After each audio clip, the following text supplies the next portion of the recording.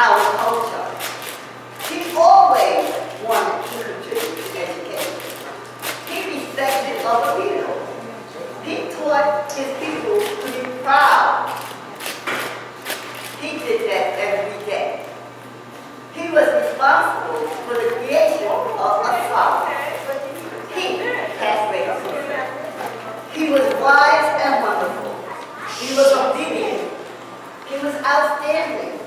He was devoted to God and his country and his fellow man. He was searching for a better life. He was a former Christian soldier. And he was noble. This poem was written 15 minutes ago by Lucille Bowles Woodson, who happens to be the poet of the Boogie Down Bronx. And every day we get up, we want to thank God. And we're going to give thanks to God for this day.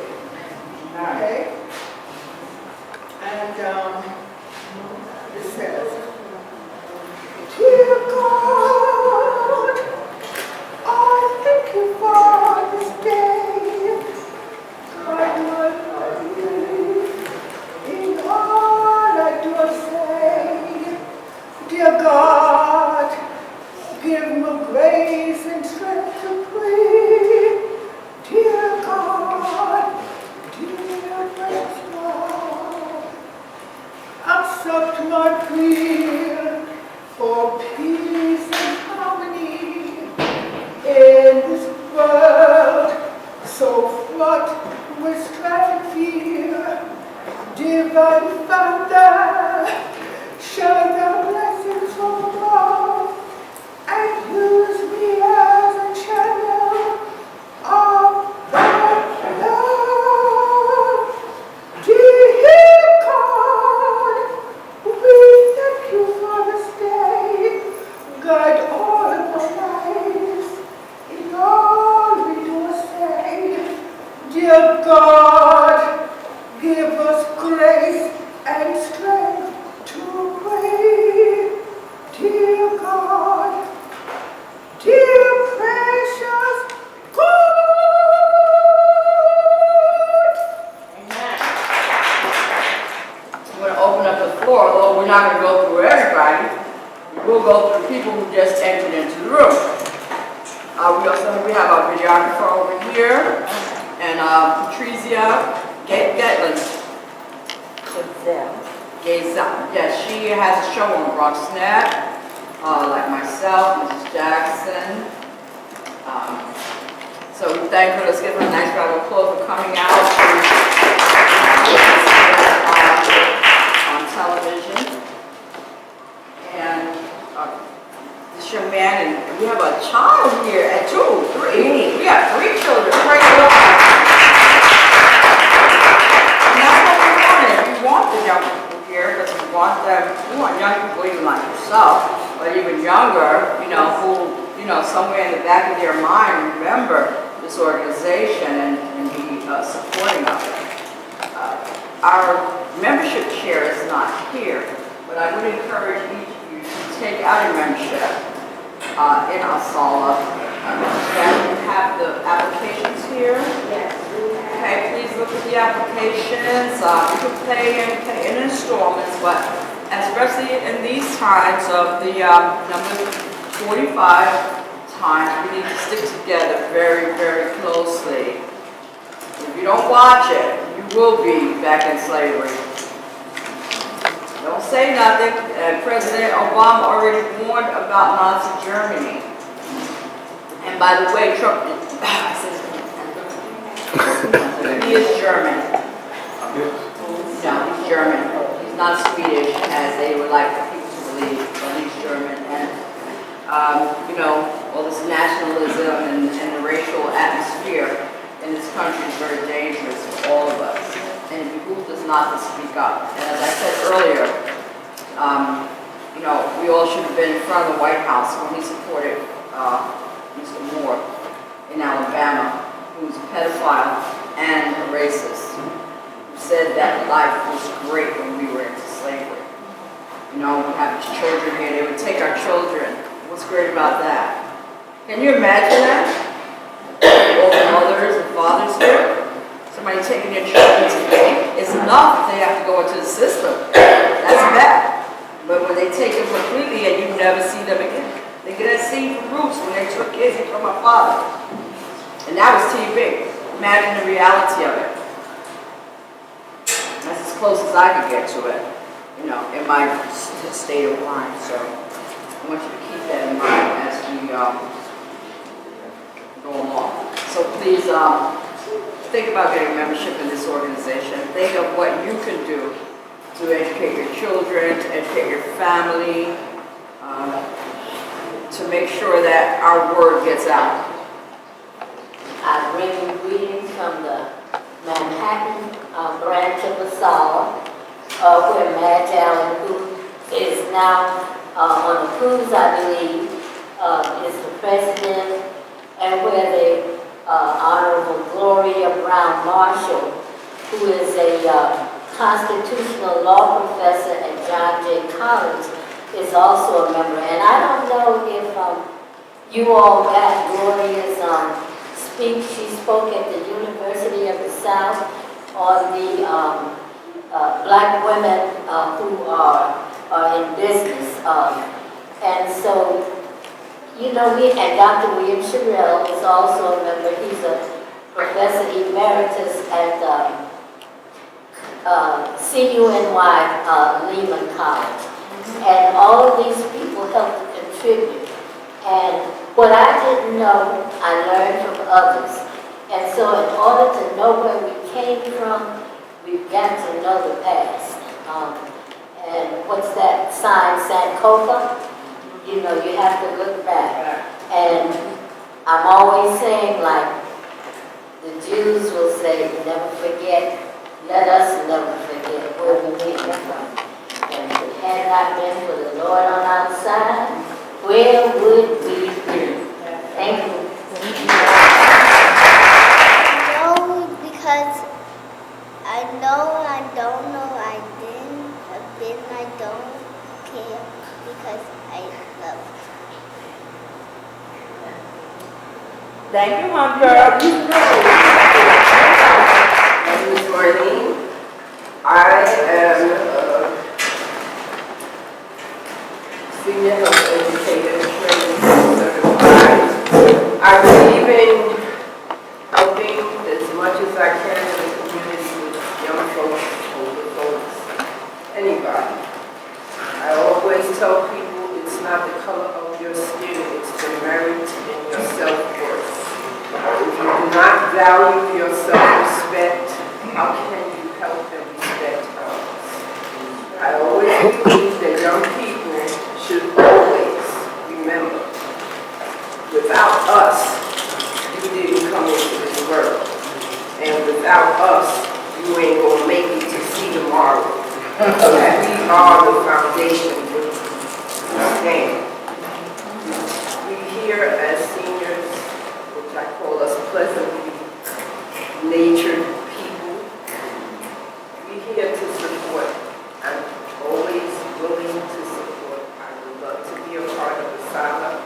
I'm part of their parents around the world, and I remember everything. I put my foot in every door and every place. I stick my face everywhere. If you like it, don't. I don't care. I'm here. So until God tells me it's time to check out, I'm here. Thank you, Marlene. Children. I am a preschool teacher here in the Bronx. I've been in the classroom 15 years now. So I enjoy it and I don't plan on leaving anytime soon. I'm an educator from the Northeast Bronx. I live on Tilbury Street, and I'm the grandmother of Hunter. And I also have a program at BronxNet. And I was so lucky to have come here 1 year to an Asalh affair. And I hooked in with kindred, like people, Charles Gray. And when I was almost lost my life, I was in the hospital. He was there to call me, he and his wife. And he did a show for me on Carter G. Woodson on YouTube. And I'm just lucky. And Dina, when we met, we were just like, we had talked all the time. So it's so wonderful when you meet people. I'm a Harlem black girl, Harlem Youth Unlimited, Queens College graduate, worked as an adjunct in several colleges, but I'm now looking to do something for someone like Hunter, a program for not elementary. Preschool? Preschool children. Exactly. Okay? And when he said, Grandma, I want to speak Spanish, I knew that I had to try to do something. Okay? Thank you. Thank you. Good afternoon again. My name is Kevin Kim Gunn, and I was invited here by Miss Asalh, right? Yes. Yeah, I met her not far from here back in September at the Mind Builders. They had an open house. I don't know, some of you that live in the community may be familiar with the work that Mind Builders is doing. Yes. And, and the reason why, I don't mind mentioning other agencies or other organizations because it's about each one teach one. Yes. And see, I'm the puzzle guy. People know me as Mr. Puzzles. And part of doing puzzles is connecting the dots.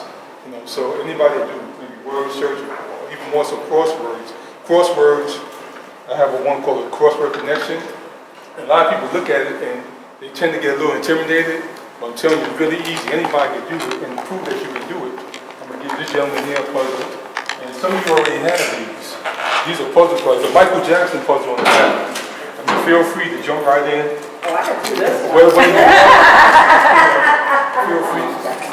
You pass? Yeah. Yeah. Feel free. Yeah, so actually, what I do a series called Puzzles for Us.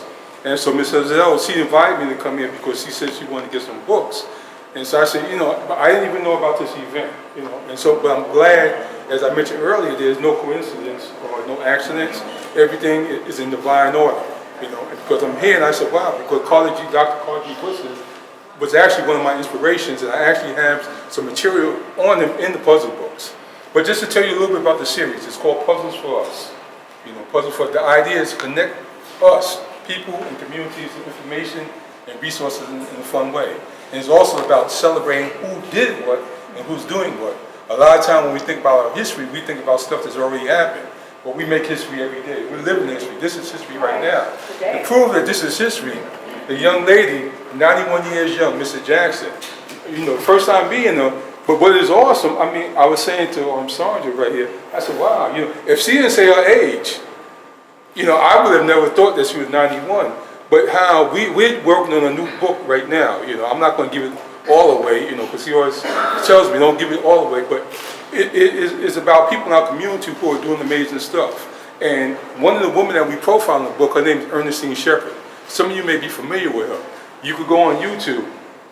She's what? How old is Ernestine now? She's in her 80s now. She became a world class bodybuilder when she was in her 70s. You probably saw her, right? Exactly. And she always says that age is nothing. Exactly. She always says that age is just a number. She's still going strong. There's another woman. Her name is Dr. Barbara Hillary. She's from out in Queens, from out in Far Rockaway.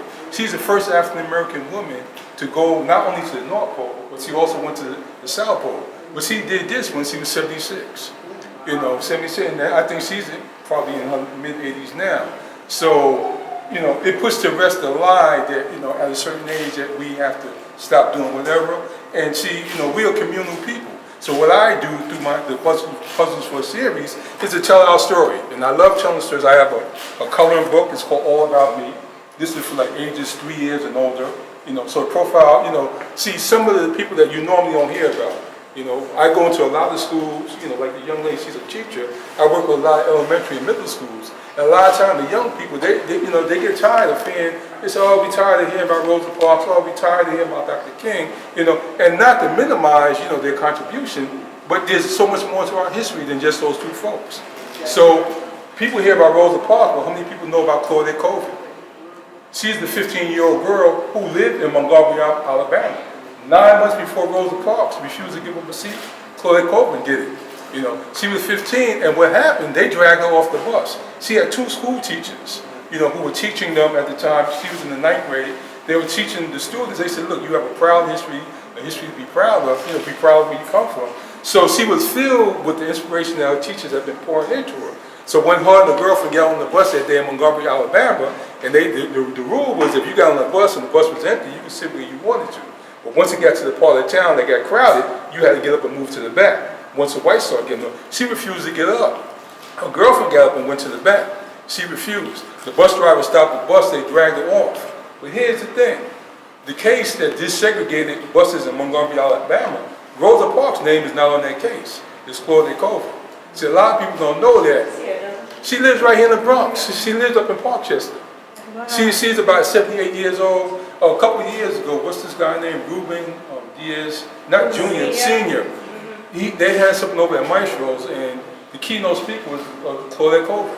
And she talked about it. And she talked about how she was ostracized because a few months after that happened, she got pregnant at age 15, which we know happens in our community. But see, I'm sharing that because these are the kind of stories I tell, like in the series that I do, and there's a bunch of other stuff, so you can feel free to come take a look, just another one, just piecing it together. And here, the African burial ground, we talk about that. Everybody's familiar with the African burial ground downtown, but 60 Wall Street, a lot of people don't know.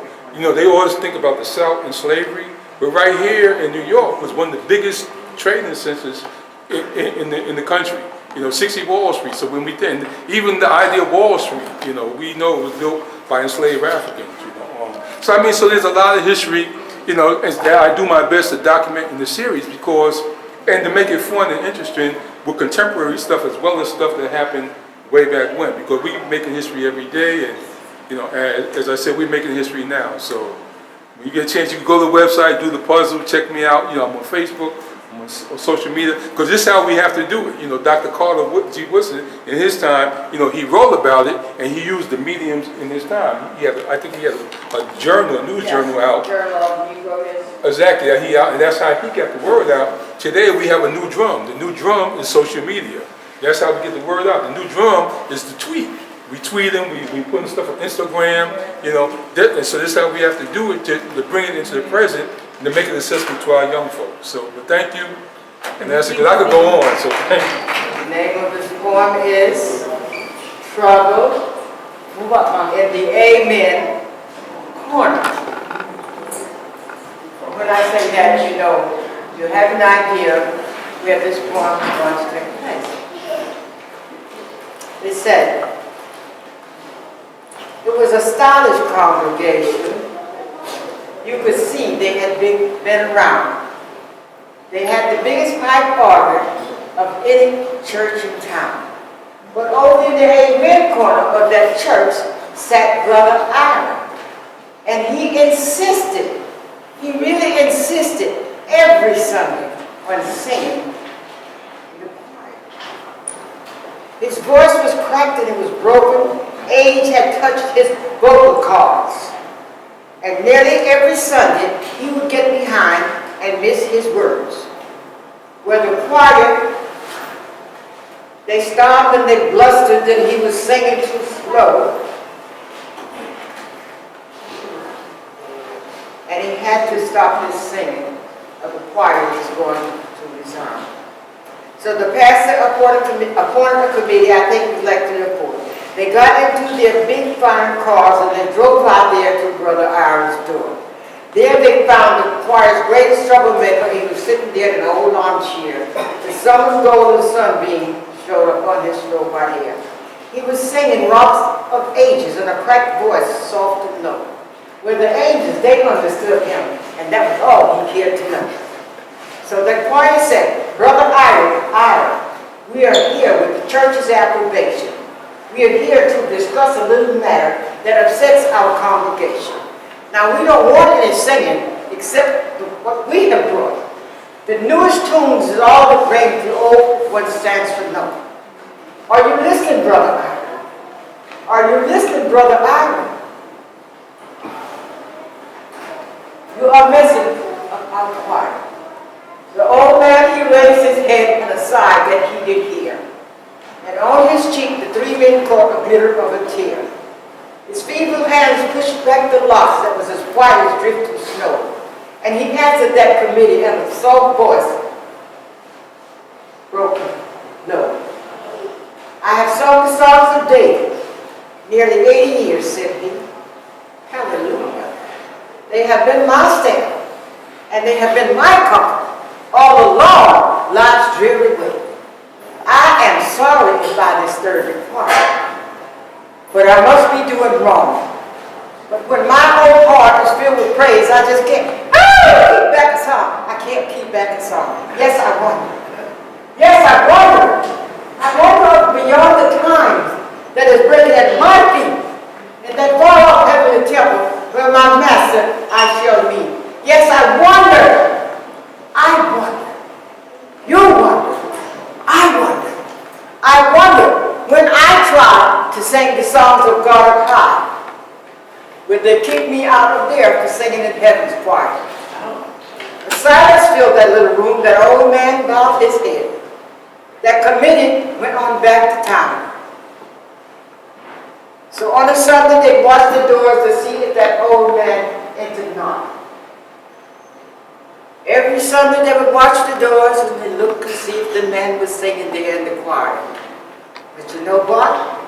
Far away, his voice is sweet, and he can sing with his heart's desire. Because up there where Brother Ida is, there's no church committee, and there's no fashionable choir. We're descendants of a very proud people. And it's about, when we come here, the fellowship, and for us to pray and be amongst one another, especially during these times. And I don't want you to get discouraged about these times.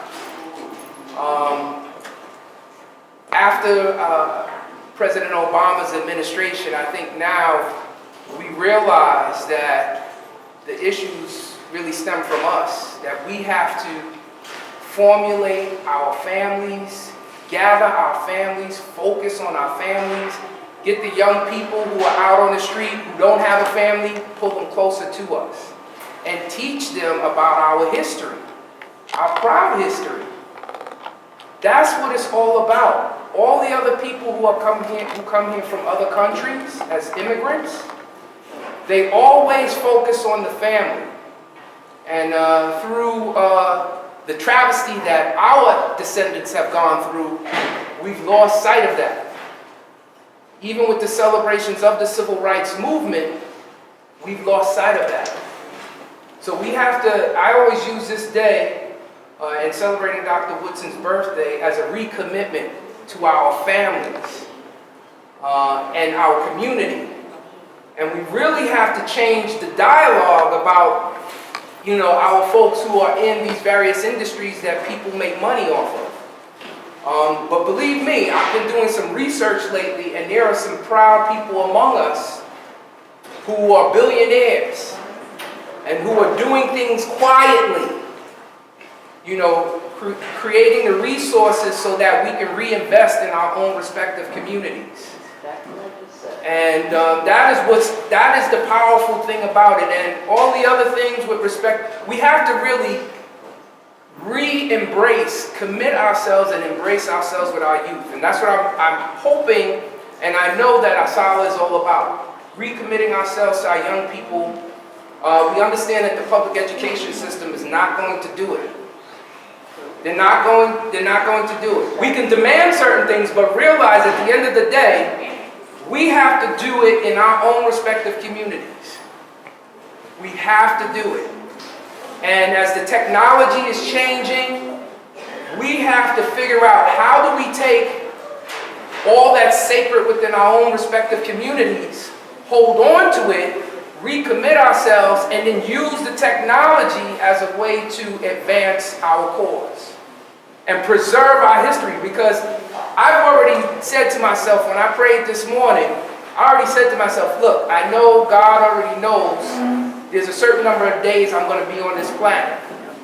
So I have to make sure that whatever I do in this day, that I give 100% to recommitting myself and bringing and showing a young person or an adult or whoever's in our family that we have meaning, that we have significance. And that's very powerful. And even after we deal with what may upset us from day to day. We have to let it go in order to recommit ourselves to our families. So, on that note, I just want you to understand that I love you all. And next year when we come here, or even when we have our next meeting, our Asalh meeting, you have to bring someone there. And here's the thing, here's the promise. Each individual here, we have to promise to each other and to ourselves that we are going to work hard at communicating with one another when it's even difficult for us to communicate with them. That's blocking us. Amen. That's blocking us. We can't even galvanize because there's so much chaos out there and people are dealing with their own personal issues. And we don't know what they're dealing with. But we have to move the minutia, the chaos, so that they can feel comfort in the fellowship and being with their brother or sister. That's important. That's very important. So again, happy birthday, Dr. Carter G. Woodson. Let's say it again. Happy birthday, Dr. Carter G. Woodson. Let's say it one more time. Happy birthday, Dr. Carter G. Woodson. One more time. Happy birthday, Dr. Carter G. Woodson. Amen. Ashe. If I had the faith of a mustard seed, I could move mountains. Yes, Lord. If I had the faith of a mustard seed, I could move mountains. I kneel down on my knees and pray. I thank you.